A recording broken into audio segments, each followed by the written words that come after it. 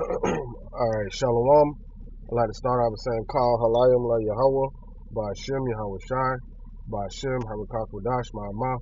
Double honors to the elder apostle of the great millstone, my elder Herod as well.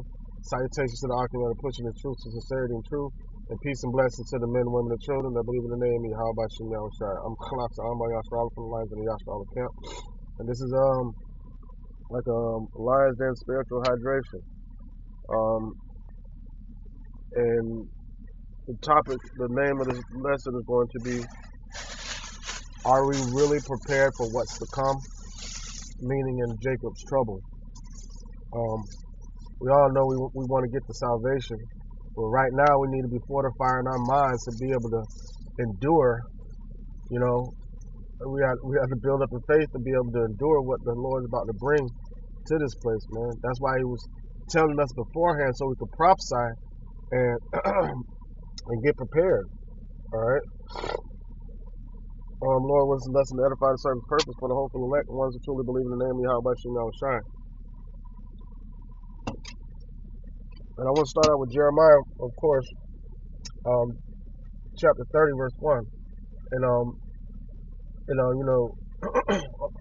Elder Apostle Tahar deemed 2024 to be the hopeful year of Jacob's trouble, because during that time, that's when we're going to get salvation. All right, it's Jeremiah 31. It says, the word of the Lord came to Jeremiah from the Lord. The word that came to Jeremiah from the Lord, saying, Thus speaketh the Lord, Yahweh, power of Israel, saying, Write thee all the words that I have spoken unto thee in a book. All right. So they were written down and they were compiled to create the Bible that we have right now, but it's still being written. Because what are we doing? We're prophesying, but in the form that we're doing it in now, it's done on we do it on the internet, making the videos to make the way playing upon tables that they may read who readeth it, roughly paraphrasing. And what is that talking about? Talking about these prophecies. Verse 3 says, For lo, the days come, saith the Lord, that I will bring again the captivity of my people Israel and Judah, saith the Lord. I will cause them to return to the land that I gave to their fathers, and they shall possess it. Right. And that's what we're waiting on. We're waiting on that time to come. But we have to make sure we're getting prepared for what the Lord is bringing. All right. Verse 4. It says, These are the words that the Lord spake concerning Israel and concerning Judah. For thus saith the Lord, we have heard a voice of trembling and of fear, not of peace. And that voice is going to increase the further and further we get into these prophecies, and as Jacob's trouble turns up. All right. It says, For thus saith the Lord, we have heard a voice of trembling, of fear, and not of peace. Ask ye now and see whether a man doeth travail with child. You know what I'm saying? Like, do women give birth? I mean, do men give birth to babies? But no. But it's gonna seem that way because, all the agony and pain and suffering that's gonna take part in when the Lord brings back the captivity of Zion. It's gonna be pressure put on Zion from that point. All right, but we're gonna be saved. The elect are gonna be saved out of that trouble. It says, Wherefore do I see every man with his hands on his loins as a woman in travail, and all faces turned into paleness, right? Because of the grief and the agony that Jake's going to be in, man. It's going to be so much pressure on Jake. Like, if you ain't covered by Yahweh by Shem Shai, you ain't going to know what to do. That's why it says, knowledge and wisdom shall be the stability of that time and strength of that salvation. The fear of the Lord is a treasure, right? 2/3 of our people are going to have, their faces going to be paleness, but the elect their face is going to shine. All right. And it says, Alas, for that day is great, so that none is like it. Nothing is like this. What the Lord's going to bring. Ain't going to be nothing that compared to it, man. Because what? Like during the time of slavery, there was a lot of pressure on us. But here's the thing: within that pressure, we were able to do things like Esau would penny pinch stuff to us, right? But we took it and turned it into what they call soul food now, and we were able to sustain, right? But this right here, the way it's propped up right now, everybody was solely dependent on the government, whatever faction of government that you were under, right? And they're gonna strip everything that they've been giving to people away, and say in order for you to continue on living normally, you're gonna have to do this. Going into the Revelation 13 and 16. So this is going to be a troublesome time, not for only Jacob, but for the whole world. Excuse me. All right. So we've never seen a time like this, to where like people are going to feel like there's no other way out but through that charagma, man, which is the sea hill. And there's going to people that are going to actually feel like that they're going to feel that you know. But then again, you're going to have some that like ain't going to be no pressure at all. They're going to be willingly stepping in line. It ain't going to take much for some just to jump in line to get that. You know, but the more faith you have, the more you'll be tested. You know. But that's why we have to get ourselves prepared for what's to come before that day gets here, man. You know. All right. Let's get Ecclesiastes 12:1. It says, "Remember thy Creator in the days of thy youth, while the evil days come not." Right. So we should have been remembering the Lord, keeping our mind focused on the Lord, having our eyes single. You know, so that because that's going to build up faith and endurance for us to be able to make it through. If we got our mind occupied on so many different things, those so many different things could pull us in a direction that, you know what I'm saying, that we don't need to go. The direction that it said many broad is the way that leads to destruction, and many that be that find it. But narrow is the path that leads to salvation, and few that be that find it. So we got to continue on that straight and narrow path and keeping our mind focused on Yahweh by Shem Shai and nothing else, because everything else becomes a distraction that could jeopardize your salvation. You know. So we got to remember Yahweh by Shem Shai and start turning to Him now, before the evil days come nigh. Like it's gonna be so, because if you don't pay attention now, when that shit comes down, you're gonna be so startled. They're gonna be so startled with fear that they ain't gonna know which way to move. They're gonna be moving in haste. You know, it's gonna be a real struggle from that point. You know, but you're gonna have some that turn around at the last hour, because what? You're gonna see miracles from the spiritual powers from the elect. You know, so right now we should be preparing ourselves before those evil days come nigh, man. And we shall have no pleasure in them. We ain't gonna have pleasure in these days, but we gonna understand that this is what we have to go through to get to our salvation. Yeah, that's understood, but it's not gonna feel good. There's gonna be some pressure, and pressure busts pipes. All right. That's why I got this picture right here. Like she looked like she going into labor. Like she's an agonizing pain right here. That's what this picture displays, man. That's the story that it tells. That's what's to come.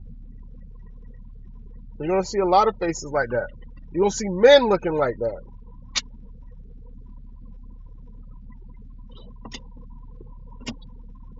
This system was set up for everybody to chase behind the dollar. And once they snatch that dollar away and give it a new form of it and say, this is what you have to do to obtain it, there's going to be a lot of people that be like, okay, let me get it. But blessed are those that are able to resist. You know, I pray the Spirit of the Lord, you know, be increased in us, so it'll be easy. You know what I'm saying? Not that we have to avoid the danger that's to come, but it'll be easier to endure the danger. Like be sitting right there in the middle of it and still not budging. I pray that we have that amount of strength, whether we have to go through it or not. Even if we don't have to go through it that much, I pray that we still have the strength to go through the maximum, whatever. You know what I'm saying? That I pray that we have that amount of faith. You know, and it can never hurt to have too much. You know what I'm saying? There's no such thing as too much faith in any given situation. You know, so we have to make sure that we're prepared for what's to come, because You know, let's get into that. Let's get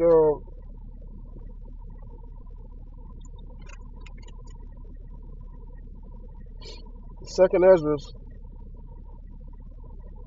chapter 16, verse 14. It says, "Behold, the plagues are sent and shall not return again until they come upon the earth." Right, and these plagues are being sent out: wars, rumors of wars, earthquakes in diverse places, sedition among men. You know, division among the people. People taking matters in their own hand, not regarding their kings and princes. All these things are happening in the earth right now. So what does that mean? That can only mean one thing, that the plagues are sent, just like how Yahweh Bashim Yahushua spoke of it. Matter of fact, real quick, let's get Ezekiel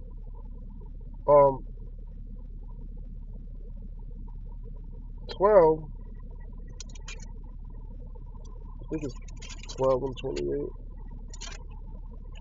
Yeah, this is Ezekiel 12 and 28. It says, "Therefore say unto them, thus saith the Lord, there shall none of my words be prolonged any more, but the word which I have spoken shall be done, saith the Lord." So it ain't gonna be no prolonged. It ain't gonna be like what's gonna happen. It's happening now, and that's what's right at the door. So we got to make sure we're over prepared for what's to come. We have to make sure we're. All right, this is John chapter 15, verse 13. It says, "Greater love hath no man than this, that a man lay down his life for his friend." Right. So we have the opportunity to become friends of Yahweh Shai. You know, which he'll make known unto us everything that Yahweh told him, and keep us and preserve us and present us unto Yahweh. All right, verse 15, it says, "Henceforth I call you not servants, for the servant knoweth not what his master, his Lord doeth, but I have called you friends. For all the things I have heard of my Father, I have made known unto you." Right, let's go back, goes into 1 Corinthians chapter 2. Now we have the mind of Yahweh Shai HaMashiach. So we are one, as one with Yahweh Shai, as in Yahweh, as Yahweh and Yahweh Shai are as one. We become a part of that. All right, being enlightened mind, able to be instructed. All right. So back in Second Ezra, was it 16 and 16? It says, like as an arrow which is shot of a mighty archer, returneth not back, even so the plagues that shall be sent upon the earth shall not return again.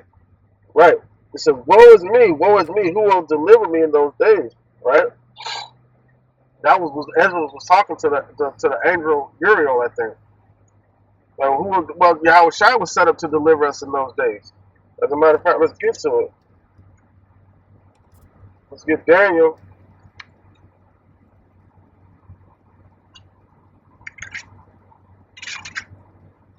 chapter 12 and 1. It says, "And at that time shall Michael stand up, the great prince, which shall stand for the children of thy people, and there shall be a time of trouble, such as never was since there was a nation, even to the same time." Right.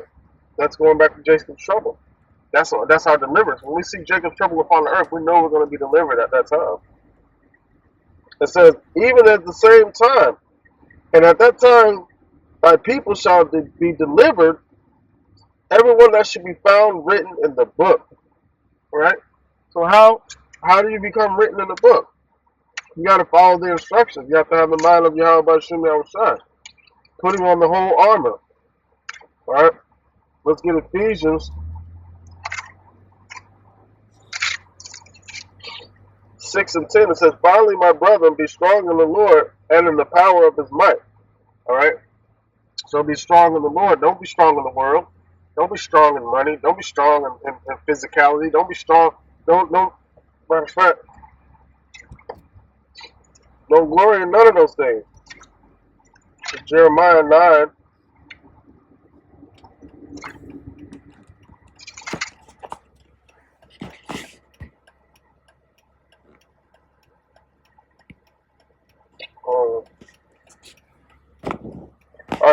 Jeremiah 9 and 23 says, "Thus saith the Lord, let not the wise man glory in his wisdom, neither let the mighty man glory in his might.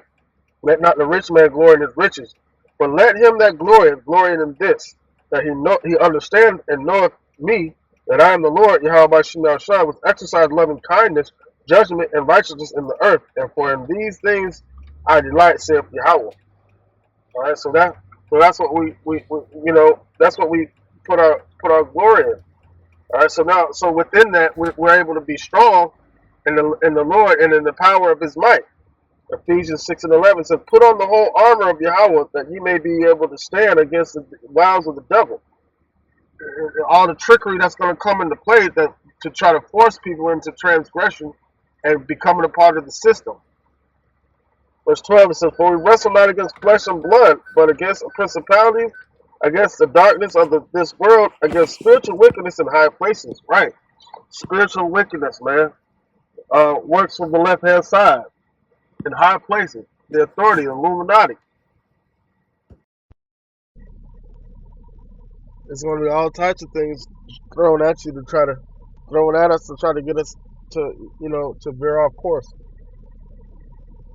So and like it's spiritual wickedness everywhere, man. It works from the left hand side.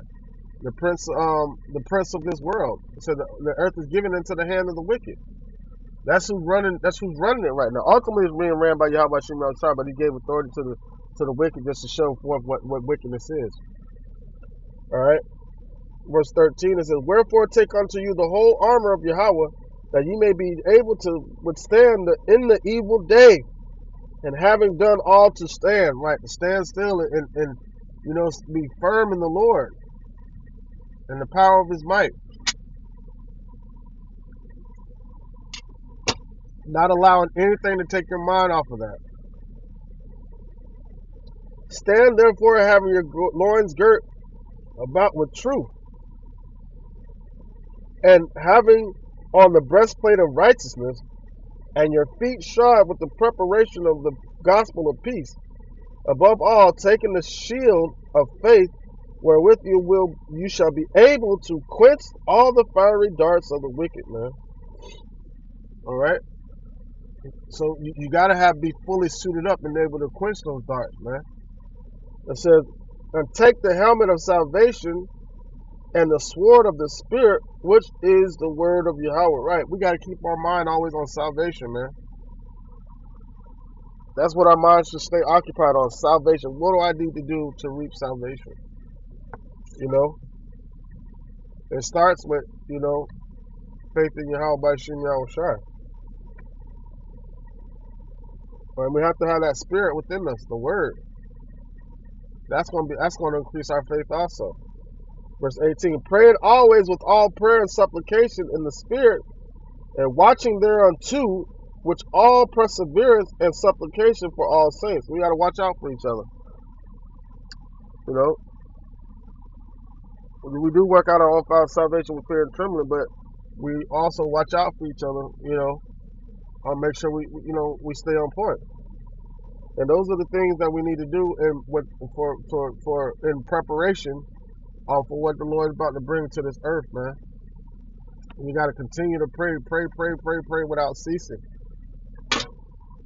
Pray that the Lord keeps us all the way to the end. Keep meaning shamar, to protect. All right. But those that are of the elect, those that really have the faith in Yahweh Shem Shai, are going to be prepared for what's to come. All right, Lord willing, this lesson to edify the servant's purpose without a light. Sekah Halayim La Yahweh, Ba'Shem Yahweh Shai, Ba'Shem Harakak Wadash Ma'amach. Double honor to the elder apostles, the great millstone, my elder Herawan as well. Salutations to the Akim that are pushing the truth and sincerity and truth. And peace and blessing to the men and women and children that believe in the name of Yahweh Shem Yahweh Shai. Shalom.